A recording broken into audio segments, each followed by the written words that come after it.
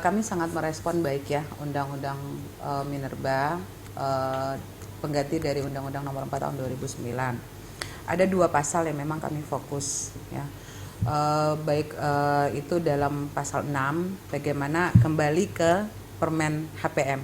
Ini sudah ditetapkan lagi dalam undang-undang bahwa pemerintah sudah menetapkan harga mineral. Dan dalam pasal itu juga tersebut bahwa pelaku usaha itu wajib mengikuti harga yang sudah ditetapkan pemerintah. Nah, ini bagian dari terbitnya Permen HPM ya.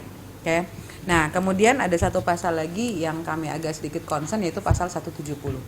Pasal 170A. Dalam pasal 170A itu dijelaskan bahwa perusahaan wajib melakukan kegiatan pengolahan. Tetap kembali seperti Undang-Undang Nomor 4 2009 adanya hilirisasi. Nah, dalam undang-undang yang terbaru ini di mana perusahaan yang melakukan kegiatan pengolahan dan pemurnian yang sudah atau dan sedang melakukan kegiatan pengolahan pemurnian bisa melakukan penjualan raw material selama 3 tahun sejak undang-undang ini diberlakukan. Oke. Nah, pertanyaan kami dalam pasal tersebut itu menyebutkan mineral logam tertentu. Kami hanya bertanya apakah nikel diikutkan atau tidak. Gitu, karena ini kan nanti ada turunannya ya dari undang-undang ke PP maupun Permen. Nah, apakah nikel diikutkan atau tidak, kami kan hanya menunggu bagaimana keputusan pemerintah. Karena kan mineral itu kan bukan hanya mineral yang lain, apakah emas, apakah tembaga, apakah biji besi atau boksit. Nikel juga kan mineral. Dan nikel ini satu-satunya mineral yang dibutuhkan seluruh dunia. Dibutuhkan seluruh sisi kehidupan di dunia. Nikel itu kedepannya kita lagi membangun EDSPAL, artinya nanti kita membutuhkan untuk electric car. Oke. Kemudian baik handphone, seperti beberapa kali Pak Presiden menyampaikan nanti kedepannya Indonesia, siapapun yang memegang handphone ingat Indonesia. Kenapa? Baterai itu ada di Indonesia. Ya, bahan baku baterai itu ada di Indonesia. Nikelnya itu ada di Indonesia. Nikel juga itu digunakan untuk apa? Saat ini kita hadapi pandemi COVID, okay? Nikel itu digunakan untuk apa? Alat-alat kesehatan. Okay. Kemudian alat-alat kosmetik, alat-alat rumah tangga, itu bahan dasarnya dari nikel loh.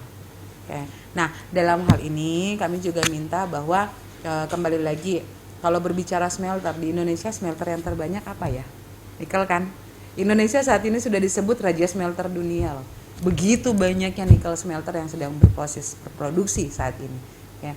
Nah, mudah-mudahan implementasi dari Undang-Undang Minerba ini, apalagi terkait kami fokus di pasal 170, smelter-smelter yang tadinya sempat mangkrak pada tahun kemarin tiba-tiba diberhentikan. Ada beberapa perusahaan yang mengajukan kuota ekspor, kemudian wajib membangun smelter, terus tiba-tiba diberhentikan di akhir tahun 2019.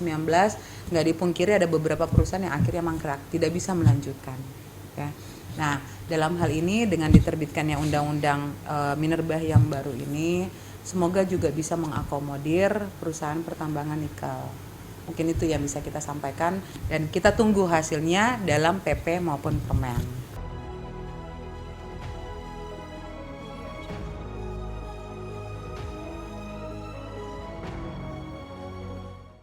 Kami sih melihat bahwa aturan yang sudah diterbitkan pemerintah tentu sudah mengakomodir semuanya, terkait juga divestasi ini ya. Itu kan nanti ke depan kita belum tahu loh pelaksanaannya seperti apa. Karena kalau berbicara divestasi kan beberapa tahun yang akan datang. Perusahaan asing yang berinvestasi di sini membangun satu industri, kemudian harus ada divestasi.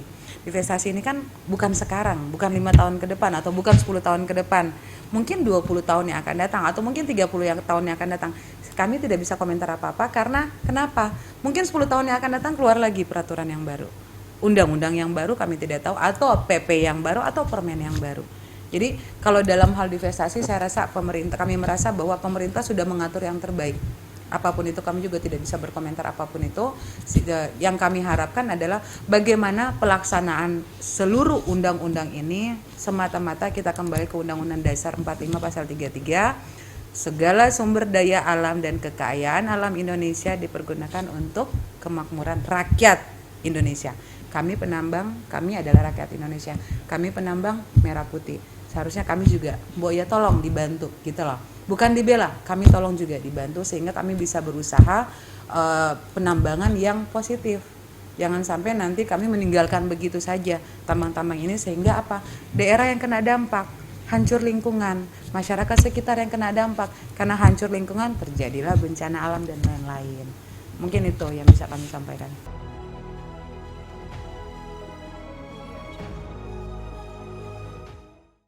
Penambang, kita berbicara tadi ya, kita melakukan kegiatan produksi, ada kewajiban yang kita bayar ke negara. Contoh, misalnya kita melakukan penjualan, ada kita dibebankan royalti 10% dari HPM, dari produksi, dari tonase. Royalti 10% itu kan ada pembagian untuk daerah. Oke. Royalti ini setahu yang kami tahu, dari 10% ini 80% itu untuk daerah loh. Ya, 20% untuk pusat, 80% untuk daerah. Artinya mendapat kontribusi terbesar di mana? Daerah, ya. Nah, bagaimana pembagian di daerahnya dari provinsi maupun ke kabupaten-kabupaten dan kabupaten penghasilnya kami belum tahu. Oke. Yang penting adalah bagaimana dampak positif di daerah. Dampak positif itu baik untuk Pemda, baik untuk masyarakat sekitar, baik untuk lingkungan di daerah tersebut. Gitu loh.